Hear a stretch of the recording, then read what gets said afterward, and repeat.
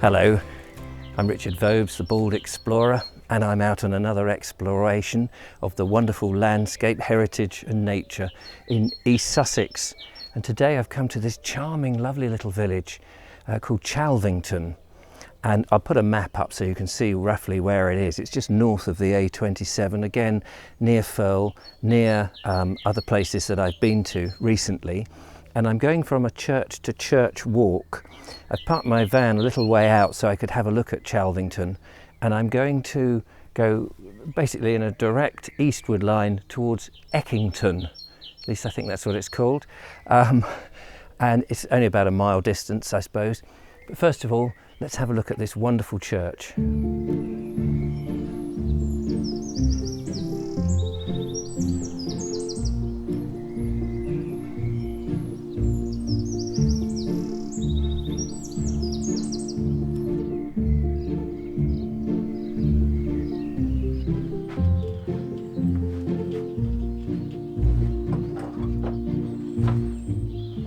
That's absolutely fascinating. First thing I notice coming in is the amazing graffiti just on the wall here and on the front. Wow, this is very charming, beautiful, quiet rural church.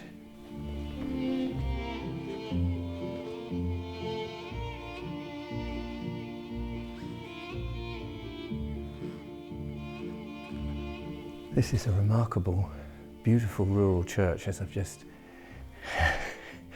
continued to say. It's got a lovely atmosphere. It's obviously serves the small community. Simple, and I like that. I like that in a church.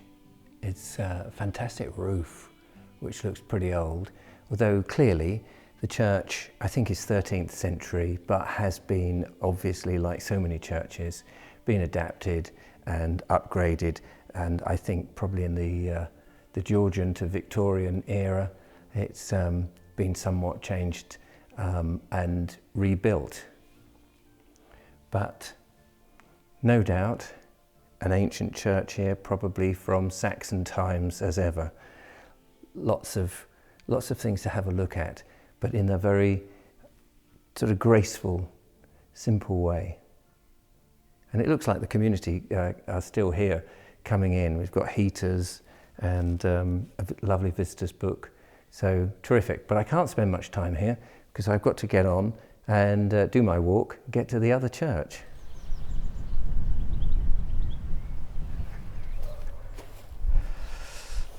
I'm on the south side here, and look, we can see evidence of the original south door, which must have been quite impressive looking at this. It's rather big. I forgot to mention that this is St. Bartholomew. That's the dedication. Right. Unfortunately, can't spend too much time here. As I say, I've got a walk to do, and it's that way.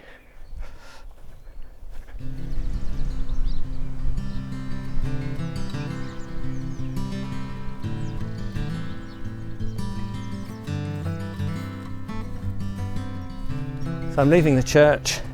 It's interesting that on my left to the south is the very lovely South Downs, and you can see that ridge all the way along, stretching back up to Firle Beacon. It's very delightful. Beautiful, unspoilt countryside.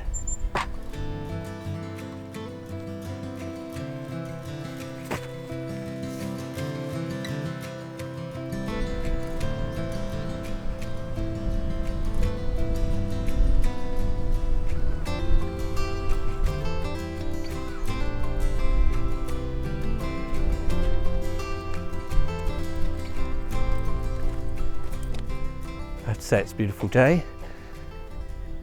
Great expanse here. I'm sure these fields are much bigger than they would have been originally, or at least 300 years ago, before the Enclosures Acts came in. And now in the modern times, of course, hedgerows have been dug up and fields have been expanded so that the machinery, the big machinery that farmers use, can get in and do what they need to do. But there are some hedges here, so it is good to see that some of the fields are kept reasonably small. There's a lot of private land around here actually. If I just step up here, I don't like to film on too much of it because obviously it is private. There's some large ponds which I couldn't get the camera close to. There's some houses here and you can see behind me this green sward, so it's obviously well, all of England is owned by someone, isn't it? Let's face it, and some of it's more managed than before, but it is this peace and quiet, I think, which is so important in the landscape.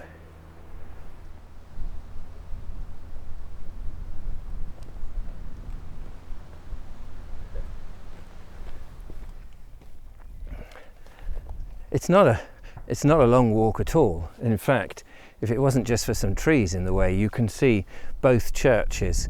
So my destination is just there. There is the second church of my journey. It's really just 2 fields actually, well 3 fields I think, and it's lovely. But what it makes you wonder is why there are 2 churches so close together, and I guess a lot of that might come down to the age of the church and of course how populated each little area was, because I mean it's I guess it's about a mile, maybe less than a mile to get to one. But presumably, you know, I don't know, 1,000 years ago, even 2,000 years ago, when people were starting to go to church or have religious meetings and that sort of thing, these places, these points start to get positioned, I suppose, and as a result it may have been very small and much more humbler, and then over the years when the Normans came, of course, much bigger and more important. But they're so close. I love it.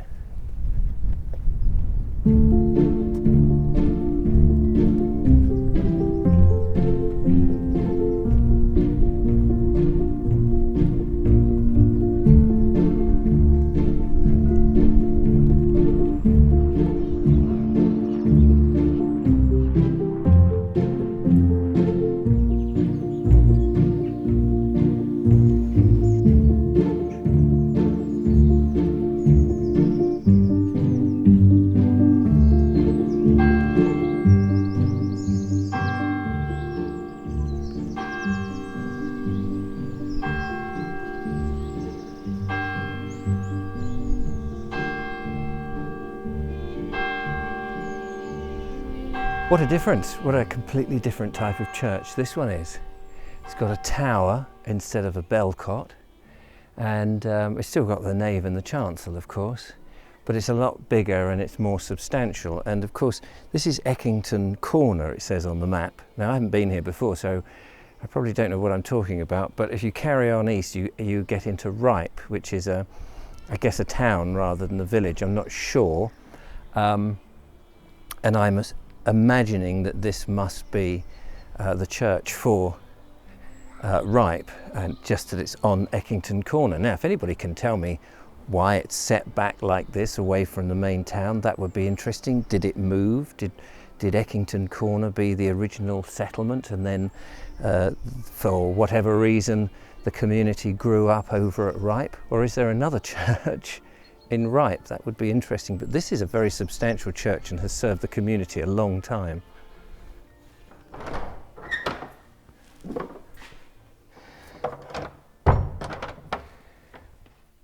This is Ripe Church.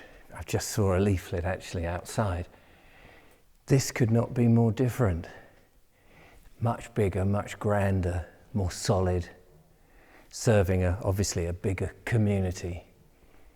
Beautiful church, so same sort of feeling of, I don't know, belonging.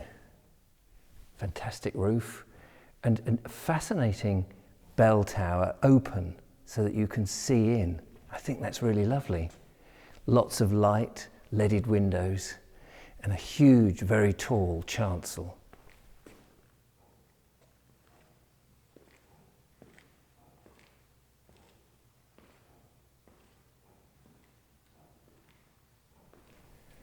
Just had a quick look at the little leaflet to say that the church is 13th century. I guess the tower would have been a little bit later, probably 14th, 15th century, something like that, I'm not sure.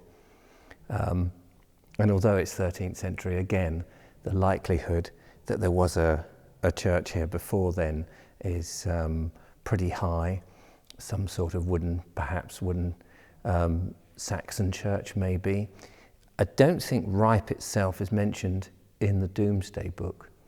And Eckington Manor, I've discovered since, is actually, we're on the other side of Eckington Manor from the community, so it's an interesting setup here.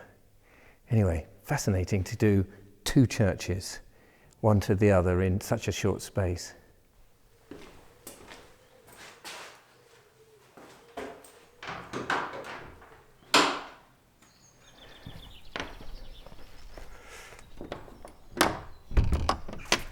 Well, I have to say, it's been a fantastic walk and I've absolutely thoroughly enjoyed every last moment of it.